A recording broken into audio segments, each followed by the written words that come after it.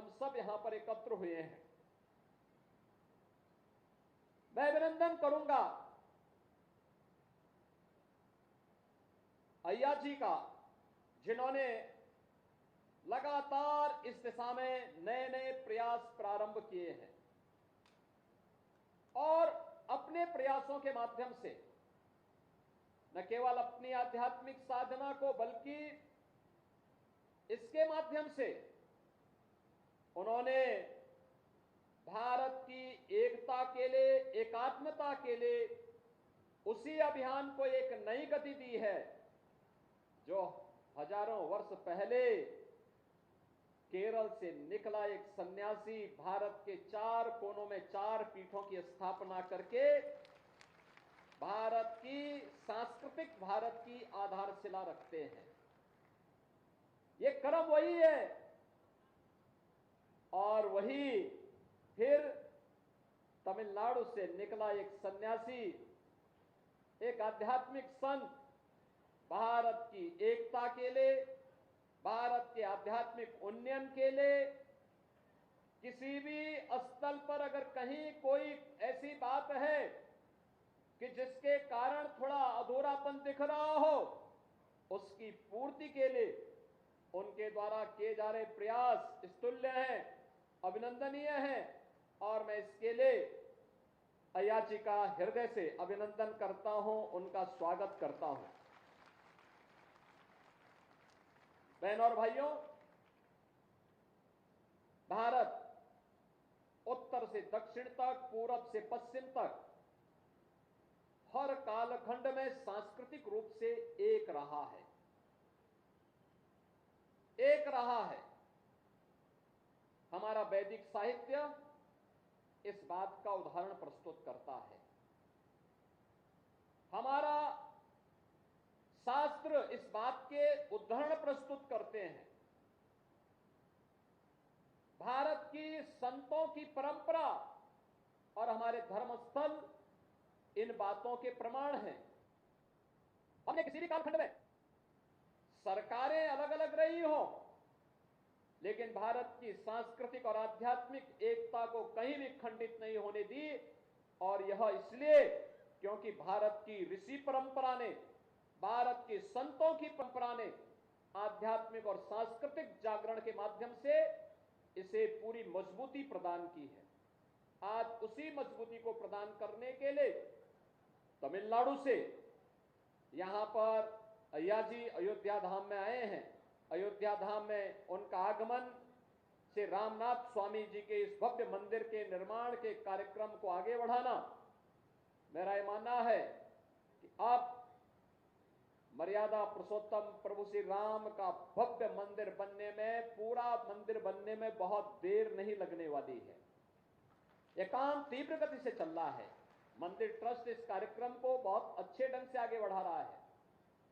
आदरणीय प्रधानमंत्री जी ने 22 जनवरी को रामलला हृदय से स्वागत करता हूं, अभिनंदन करता हूं और मुझे पूरा विश्वास है कि श्री रामनाथ स्वामी मंदिर का यहां पर कुंभाभिषेक और प्राण प्रतिष्ठा का यह समारोह आदरणीय प्रधानमंत्री जी के एक भारत श्रेष्ठ भारत के इस संकल्पना को और मजबूती देगा।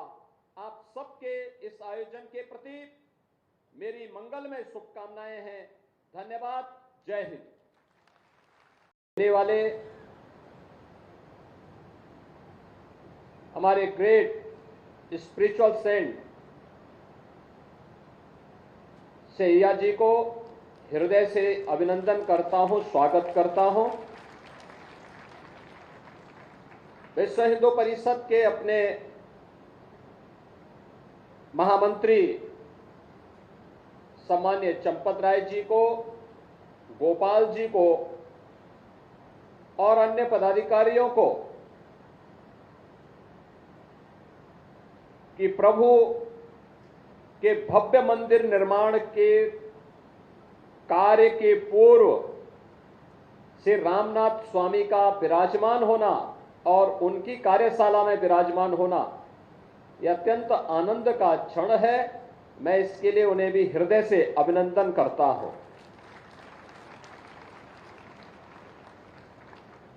अयोध्या धाम और तमिलनाडु का एक विशेष रिश्ता है। यानी अगर इसको कहें तो उत्तर प्रदेश और तमिलनाडु का ये प्रगाढ़ रिश्ता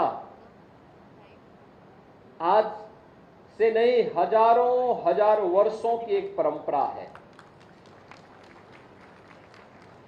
हजारों वर्ष पहले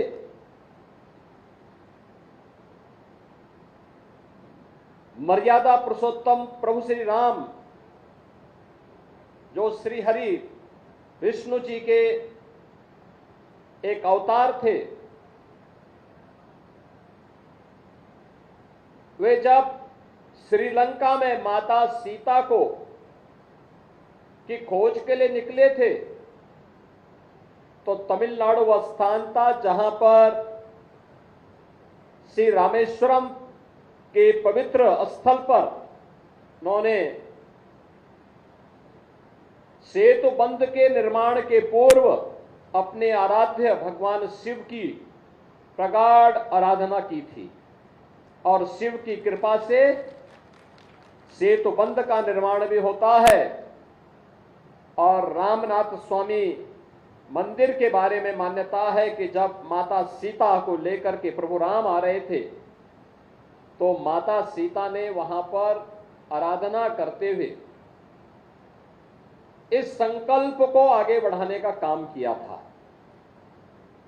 एक पवित्र आध्यात्मिक संबंधों के साथ जुड़ते हुए उत्तर से लेकर दक्षिण तक, पूरब से पश्चिम तक संपूर्ण भारत एक है। इस संकल्प के साथ यह आध्यात्मिक परंपरा इन सांस्कृतिक और आध्यात्मिक मानबिंदुओं की स्थापना करते हुए आगे बढ़ रही है। और आज अय्या जी ने इस संकल्प को और सुदृढ़ता प्रदान की है कि अयोध्या धाम में श्री रामनाथ स्वामी जी का भी भव्य मंदिर यहां पर बने। ये हमारी मत, संप्रदाय और पंथों की उपासना विधि की अनेकता के बाद भी एक भाव और एक भावना के साथ हम एक भारत श्रेष्ठ भारत के प्रधानमंत्री मोदी जी के संकल्प को ही आगे बढ़ा रहे हैं। और वह संकल्प एक बार फिर से यहां पर देखने को मिल रहा है।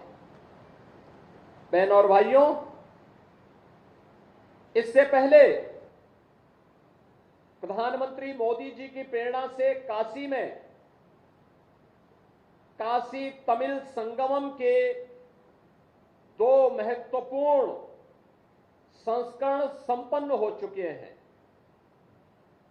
काशी और तमिल दोनों एक दूसरे के साथ किस रूप में जुड़े हुए हैं, इसके बारे में वहां से आए हुए पूज्य संतों ने, विद्वानों ने और तमिलनाडु से आए हुए अनेक ऐसे महानुभावों ने इस संबंध को